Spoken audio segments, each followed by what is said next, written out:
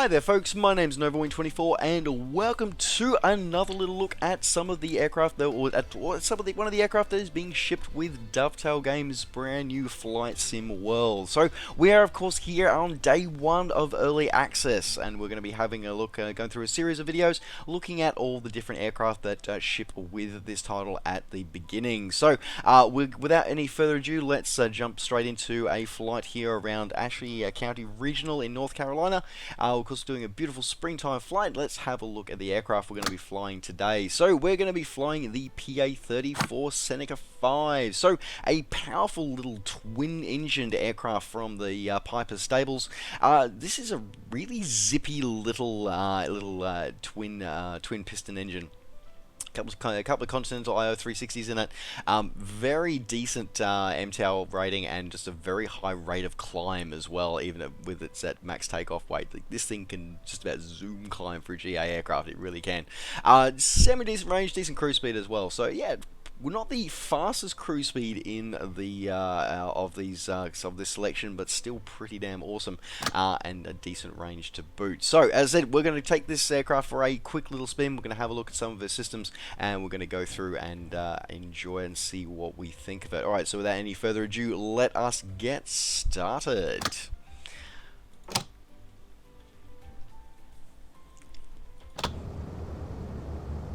So here we are lined up on the runway here, having a look with the Piper Seneca V. So this beautiful little twin is something that's fairly rare in the flight sim market. I think it's only sort of recently come to the old ESP platform. But this is an incredibly, for me, I find it a very, very detailed model of this one, with some interesting little animations and some animation quirks as well. So yeah. Awesome thing. First off, we can see that the props do sort of rotate the correct ways. They rotate inwards, so so they're not doing the same direction as some models would have us believe that they do, and as they do in real life, they rotate the opposite direction. So balancing out the forces in the propeller torque. As I said, as we can see, the beautiful clarity and reflection quality of the graphics coming through here of the livery on the aircraft is beautiful. It does ship with only one livery at this time, so hopefully we'll see some more coming in the near future, but for now it does only have the one livery. Now, the other thing that's to pretty cool look at is you do have two entries, exits, and doors with this one. So you have the main crew door there, and then you also have a rear door at the back here as well. One of the things that's kind of cool as well is that the way the shadows actually work properly on the actual aircraft as well, because they're coming through the actual window. You know, it's not blocked out. So really awesome. That is cool. The other thing that's interesting as well is that especially the rear door, because it's sort of a free hinge door, it's not sort of hollow compressed or anything. If you try and open it in flight, it doesn't open. Like, it won't open. It will just sort of just go, no, there's way too much air rushing past this, so no, this is just simply not going to happen for you today. But yeah, as I said, like, really cool, nice little bit of modelling there, really well done, and fully openable from the interior as well. Speaking of the interior, so yeah, as I said, beautiful detailed modelling of not just the cockpit area, which we'll have a look at in just a moment, but also having a look at the rear area as well. So the rear area, beautifully modelled, complete with the fold-away table as well, which is just, you know, again, it's small little details like that which I really respect when a company and a designer, a model designer, will actually put this in and still have a beautifully stable, frame-friendly aircraft. So yeah, absolutely amazing for that one. As I said, like with the doorways, you can open them from the inside as well. You can just simply open them up and away you go, or simply done like that. And as well, you can also they've got the click spot for the blinds, but it looks like they haven't actually been sort of modelled yet. So hopefully something we'll see later on once we're sort of as the early access progresses. But you know, obviously the click spot's there, so it's ready to be modelled. It just needs to actually be modelled. Alright, now speaking of moving into the office, let's move into said office. Now the controls again, this is beautifully laid out. I've checked some reference photos out. This does look pretty accurate for a later model Seneca V, sort of with upgraded with the Garmin equipment, the Garmin sort of glass flight displays. So we do have a focus on the glass flight displays rather than the old steam instruments. If you want your steam instrument fix, you're pretty much going with the Cherokee in Flight Sim World. That's what you're going with. Well, Cherokee and the Super Cub, of course.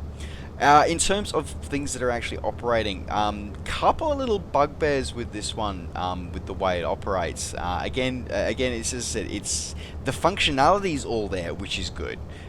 Just the way a couple of things operate. So, for example, if I do set on the autopilot, which you set up over here, if you activate the autopilot. So to actually change, instead of changing things like the altitude through the Garmin interface here, what you're actually changing it through is you set your altitude hold on there, and this will then enable you to actually adjust it here. But the problem is that it doesn't scroll as you would expect. Instead, it's a left and right click. So a left will actually lower, a right will raise. So if you have a look here, I'll sort of move my track eye on my head so you can see it. So as I sort of moving it up, it is reflecting in the glass display there, and it's also reflecting over here on the actual readout from this display as well, which is really good. You can change it, but it's just but you can't roll it. You have to left click to bring down, right click to bring up. So it's a little clunky, a little frustrating that you sort of have to do that instead of just being able to roll the mouse over it. So that is kind of annoying. Not gonna lie, it's very annoying. And again, I'm sure it's something that will just be fixed in down the track later on, but for now, it's something that we're probably going to have to live with in the short term. Alright, I'm just going to deactivate that autopilot so we don't want to have that messing up with anything while we're on takeoff. Now, speaking of other instrumentation, obviously all the usual manifold pressure, tachyometers, all of this present. Hold your mouse over it to get the tooltip letting you know how much stuff is. Fuel tanks down the bottom. Alright, now down here a little bit further, as I said, we've sort of got landing gear levers, emergency gear deployment as well, and we've got more avionics down here. So we've got our ADF receiver and our squawk box down there as well, fully functional, it says as well. Now, again, something that we've seen as well is something interesting, is that the actual fuses here are all modeled as well, so you can actually sort of reset fuses in flight. Interesting that that's there. That means sort of that perhaps we're looking at more complex failures down the track as Flight Sim World develops, which would be really interesting to see modelled. Over here on the left, as I said, you've got things. You've got again, you can actually sort of adjust things as well. So you can actually adjust your actual true airspeed, nod indicators, and temperature indicators, and that kind of stuff as well. Full OBS deflection information here is all rating out here for your nav1 and nav1 radios. Over here, of course, you've got your ability to adjust your barometer, and yeah, as I said, there's a lot of stuff actually modelled really, really detailed here. The Garmin unit that's in here, I can't remember which one it is, because I think it's not the G1000, it's another. It's not the 530. For the life of me, I can never remember which model it is. But yeah, this Garmin is modelled quite nicely, quite detailed as well. Being able to change through your CDI information, sort of switch between nav1, nav2, go through there. CDI, so we've got set it up to GPS, primary flight display, and you can also get your bearings to nav1, GPS, ADF. So there's a lot of interesting, as I said, there's a lot of details gone into here to actually sort of pay attention to that, and everything does appear to be functional as it would be in the real aircraft. Again, a lot of detail for a default aircraft, and a lot of complexities gone into this one. Okay, now unfortunately though, again, click spots are here for the little peak window, but it doesn't appear to actually be active at the moment. So again, probably just like the blinds we've got down here, we can sort of we can see the click spots are modeled there, ready to go. Just the models are not quite up for the task yet. Now I'm just going to have to put some heat on here for this one, but as I said, looking solid, looking very good. Now it's going to need to extend of the cowl flaps. Do that one, and yes, those cowl flaps are modelled on the aircraft. We can see them peeking open there now underneath each engine. As I said, lots and lots of stuff to click and work for this one. All your radio does work through here as well, so you can mute and unmute any nav radios as you need to as you go along as well. So, looking pretty damn awesome, really is. Digital thing over there. Right. As I said, so much stuff is actually clickable and usable and functional. The only things that are really not functional that I've found so far were these two over here, which are basically just switches. They don't have a function and a purpose. That does the LT modes is there and does work. So overall, yeah, it's modeled pretty darn well. Alright, let's take it up for a circuit. So as I said, we are using a twin-engine aircraft. It does support the multiple throttles, which of course I am running today. So I'm just going to quickly pop my toe brakes on, spool up, and we'll go for a climb out and a circuit around this airfield. As I said, this is one of the higher detailed airfields that does come shipped with Flight Sim World. It comes with 6 high detailed airfields. I'll pop a list of those in the descriptions down below for you guys. Alright, let's roll with this one today. Little bit of a pull to the, little bit of a pull on with the twin.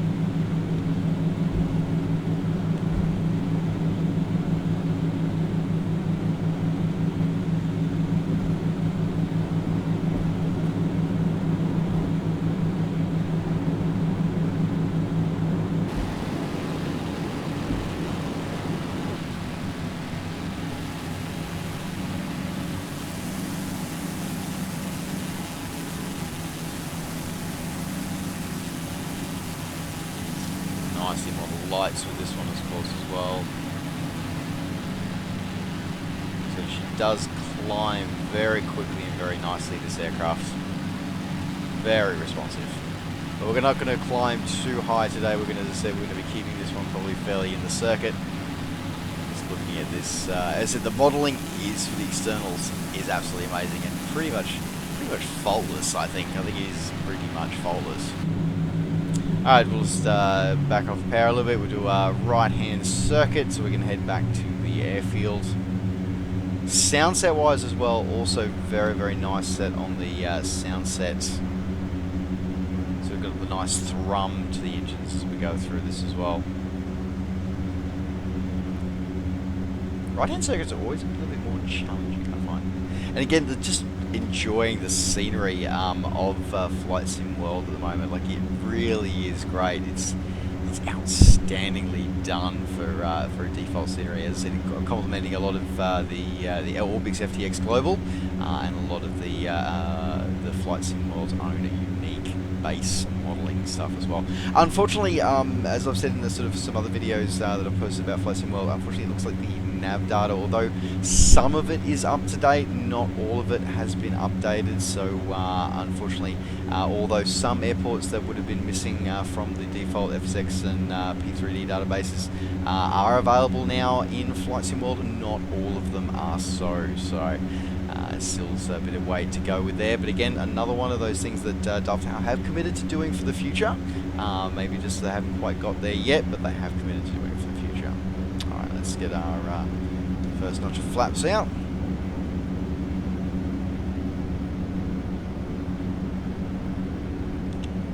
It's a bit harder when you're doing right-hand circuits.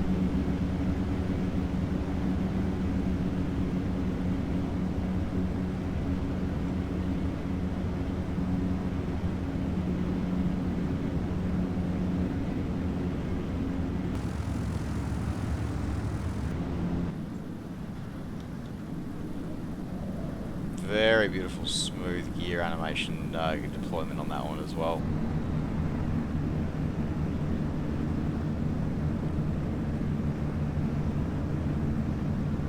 I think I might have misjudged that turn a bit, I think.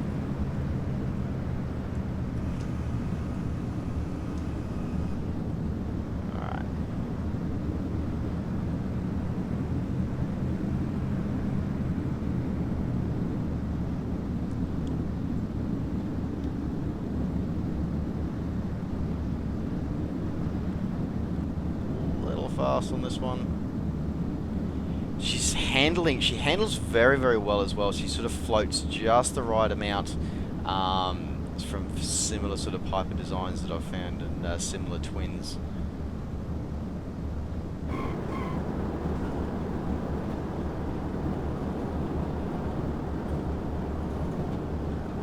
Handles pretty much perfectly. I think I'm really enjoying the way it's handling. And I think a lot of that comes down to the fact that, you know, it is A2A's AccuFeel is built in to Flight Sim World, and all of the aircraft that you get to fly in Flight Sim World, it does have A2A's AccuFeel built into it, which really does make such a. I never really sort of, you know, realized the difference that it made to your aircraft until sort of like having flown these aircraft, at least some of them in flight school before taking them on in Flight Sim World, and sort of just going, yeah, no, there really is a difference when you sort of get to apply the quality of that A2A product in here. So yes, that has been the Piper Seneca V that is included with the early access of Dovetail Games Flight Sim World. We're just going to pull this one up here on the edge of the runway, I think. Don't think we're going to be seeing much other traffic today. Let's park this one up here today, shall we?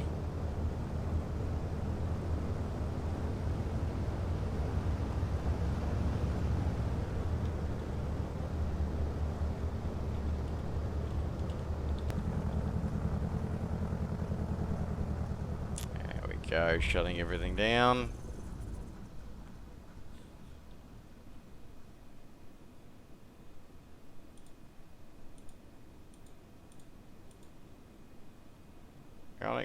Everything off. So yes, that has been our little look of the Piper Seneca V that does ship with Dovetail Games Flight Sim World. As I said, this is day one of early access. Overall, a great little looking model. Couple of little bugs, as we saw, a couple of little things that do need some attention that I'm sure we'll see as the early access progresses. But, you know, a couple of things that sort of, yeah, a couple of little bugbears that we keep in mind. But overall, not too bad a deal for coming in for this part of the early access as included aircraft.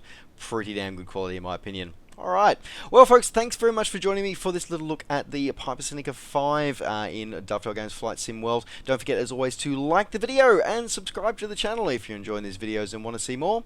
And of course, as always, you can catch up with me and all the things I'm up to between videos by finding me on Facebook and on Twitter. Just search NovaWing24.